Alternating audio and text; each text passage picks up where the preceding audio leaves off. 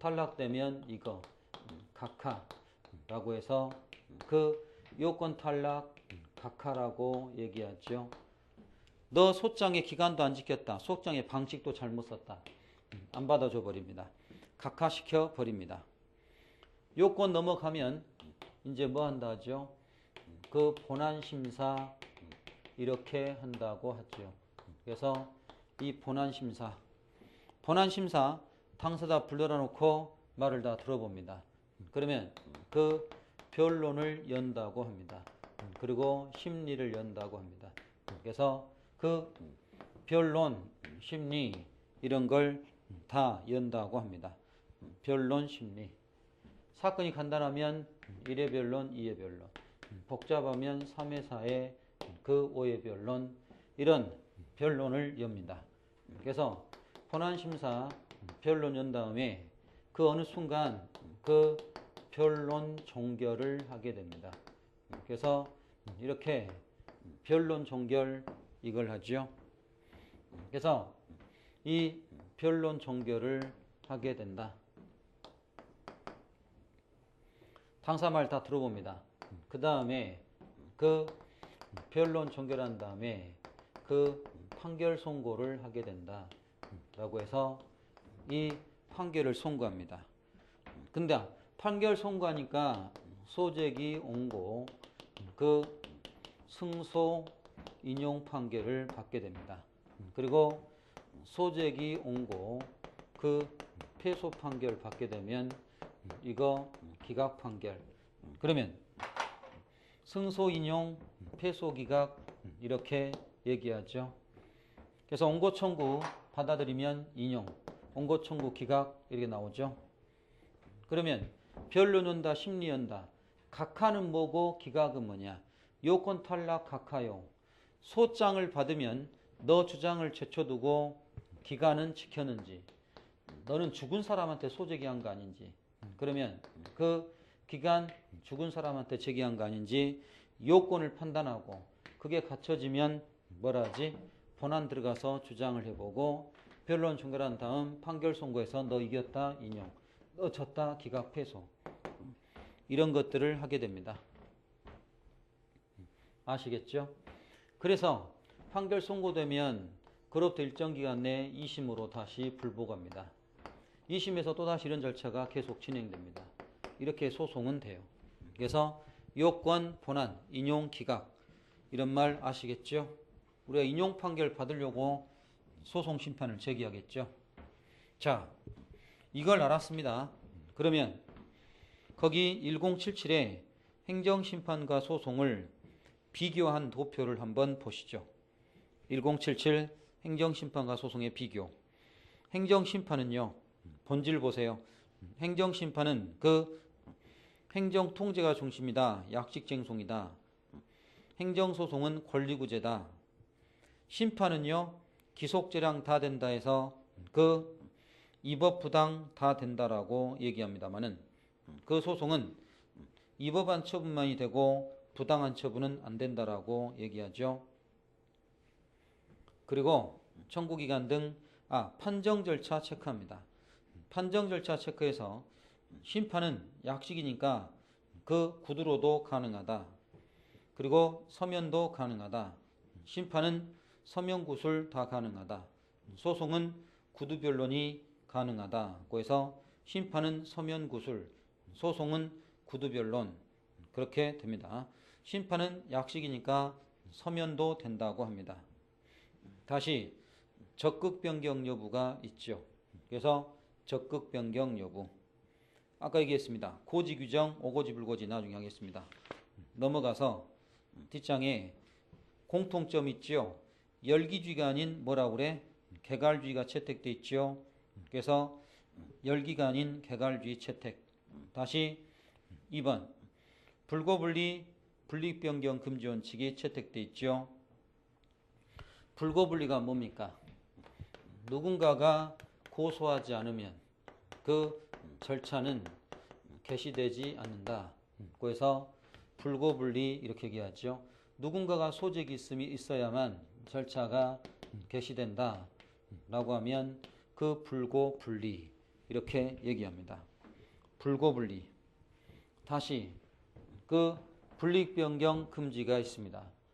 그러면 그렇게 불이익변경 금지 원칙 이렇게 얘기하죠. 불이익변경 금지. 세금 100을 받았다. 억울하다.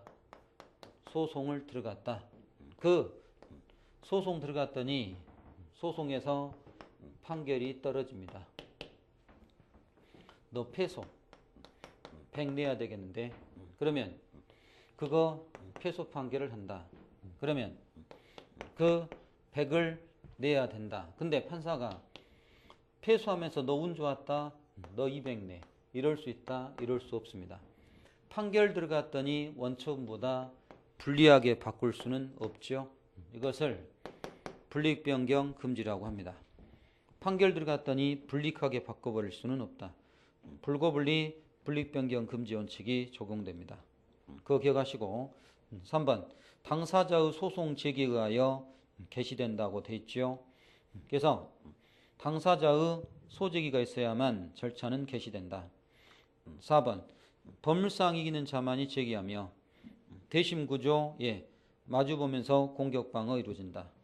6번 쟁송사항을 제기와 구별되는 3기관이 판단한다. 그리고 집행부정지가 채택돼 있다. 직권 구술심리가 인정된다. 사정판결 제도가 채택돼 있다. 당사자 이해관계 내 참가가 인정된다. 다음에 일정한 기간 제한이 있어서 영원히 제기할 수 없고 기간 제한 내에 제기하게 된다. 자, 그래가지고 행정심판으로 들어가는데 거기 1080으로 갑니다. 행정심판법에 연역과 문제점이 있죠. 그리고 아래 동그라미 3번에 그 2010 1월 25일 개정 2010 7월 26일 시행된 1080 중간에 3번 거기 개정된 그 행정심판법이 있습니다. 개정행정심판법 그게 있죠. 그 이제 개정된 걸 우리가 반영해 놨습니다. 이제 보기로 할 거예요. 1081의 중간에 문제점. 행정심판의 문제점은요. 객관성 보장에 미흡하죠. 청구인 적격이 너무 엄격하죠.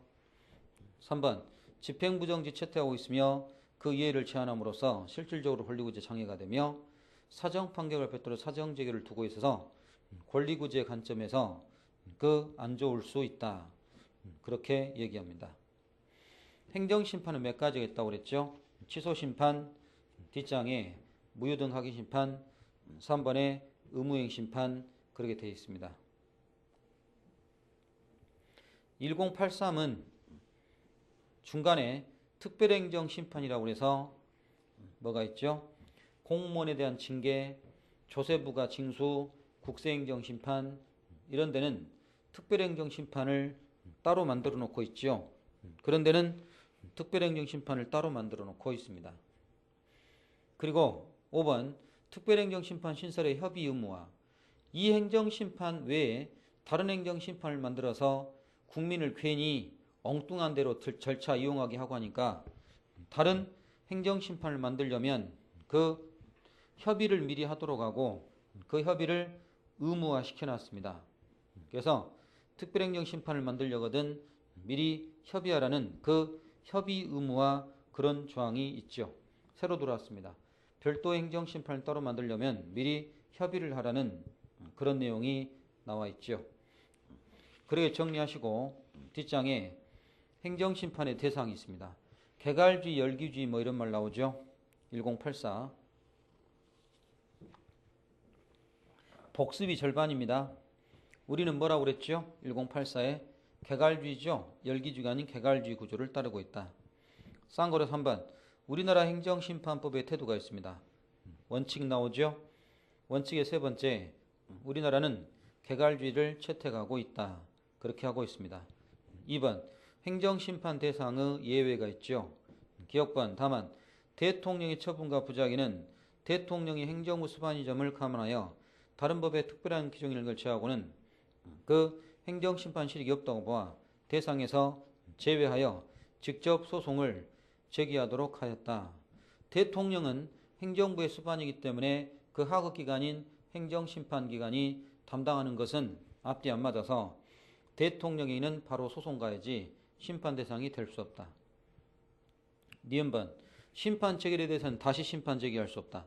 심판 거쳤으면 빨리 소송 가야지 심판을 반복하고 있지 말아라.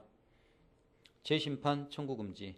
디귿번 통고처분, 검사 불기소 처분과 같은 별도의 절차가 있으면 행정심판 대상이 안 된다고 해서 더 확실하고 강력한 구제가 있다면 행정심판은 들어오지 말아라.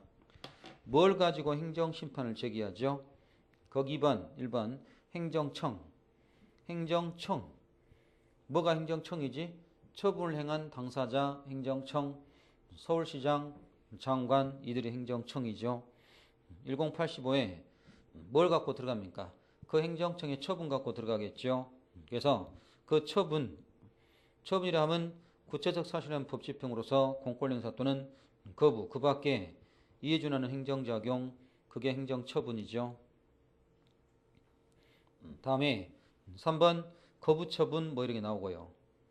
또 3번 큰 3번 부작위, 뭔가 신청을 했는데 그 대답이 없는 그 부작위가 1번 당사자 신청이 있었다, 2번 상당기간 지났다, 3번 처분해야 될 의무가 존재한다.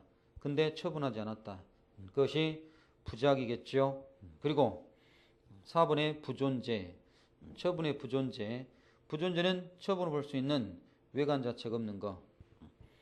자, 그러면 또 행정청의 제일 아래 4번 위법 부당한 처분이 심판 대상이 되겠죠. 그리고 행정심판 기간을 1086을 해야 되는데 이거 해버리면 행정심판 대부분 끝나버립니다. 1086만 해버리면 대부분 끝나버리죠. 이걸 하기 위해서